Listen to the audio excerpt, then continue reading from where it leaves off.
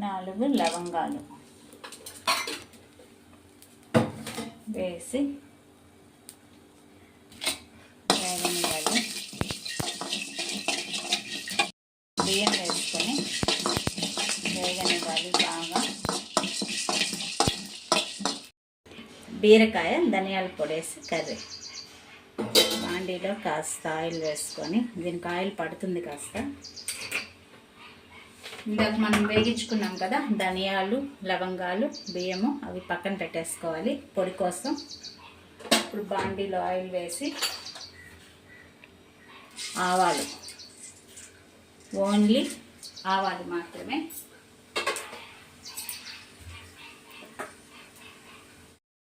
ఆవాలు వేగిన తర్వాత ఆనియన్స్, కరివేపాకు.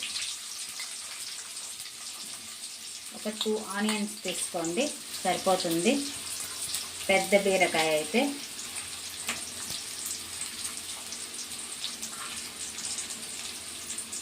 ఓకేనా?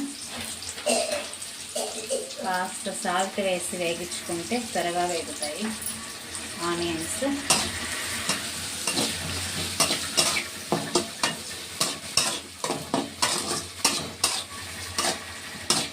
ఆనియన్ బాగా వేగాలి, ఒక 5 minutes. ఆనియన్ మగ్గేలోపు వేయించి పెట్టుకున్న ధనియాలు, బియ్యం, లవంగాలు మెత్తగా పొడి చేసుకుందాం.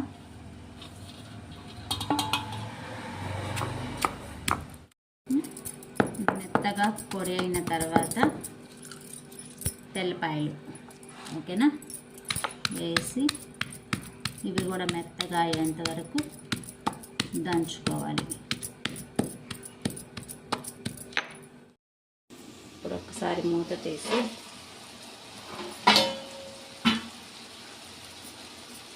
ఇప్పుడు కలుపుకుందాం.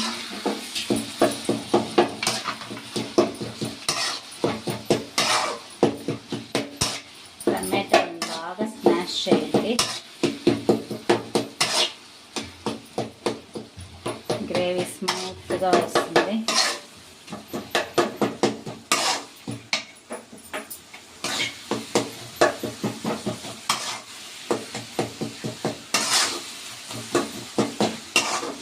ఇలా ఒక 5 minutes స్మూత్ అయ్యేంత వరకు స్మాష్ చేసుకోండి.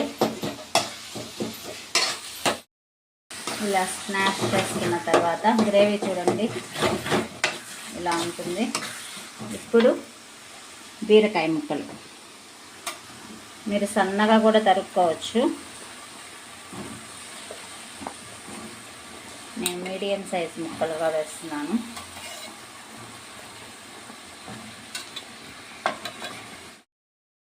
ఇప్పుడు గ్రేవీ ముక్కలన్నిటికీ పట్టుకునేలా ఒకసారి మిక్స్ చేసుకొని మూత పెట్టేయండి. వాటరు పోయాల్సిన పని ఉండదు, బీరకాయలో నుంచి కాస్త వాటర్ వస్తాయి. ఇప్పుడు ఎలా ఉందో చూద్దాం ఒకసారి.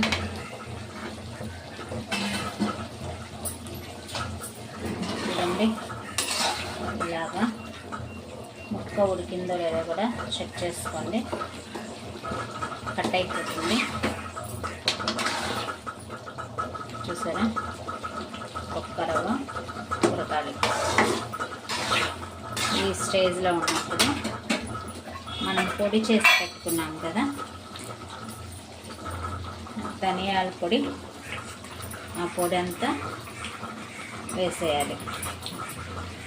మొత్తం పొడి వేసేసి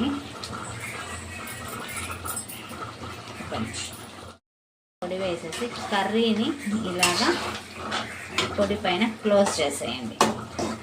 మీరు ఈ స్టేజ్లోనే ఒక్కసారి సాల్ట్ కూడా చెక్ చేసుకొని సాల్ట్ కూడా వేసేసుకొని ఒక 3 minutes మూత పెట్టి మగ్గించండి. చూద్దాము కర్రీ ఎలా ఉందో. అంతా క్లోజ్ చేసి పెట్టాం కదా, ఇదండి. ఇప్పుడు ఒక్కసారి మిక్స్ చేసుకోండి, మంచి ఫ్లేవర్ వస్తుంది.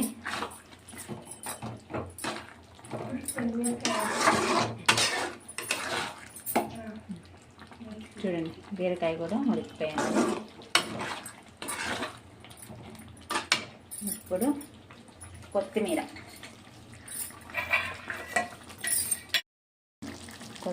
వేసేసి ఒకసారి మిక్స్ చేసుకొని చాలా బాగుంటుంది, టేస్టీగా. ట్రై చేయండి, ఎలా ఉందో కామెంట్ చేయండి. ఫ్లేవర్కే ఆకలేస్తుంది.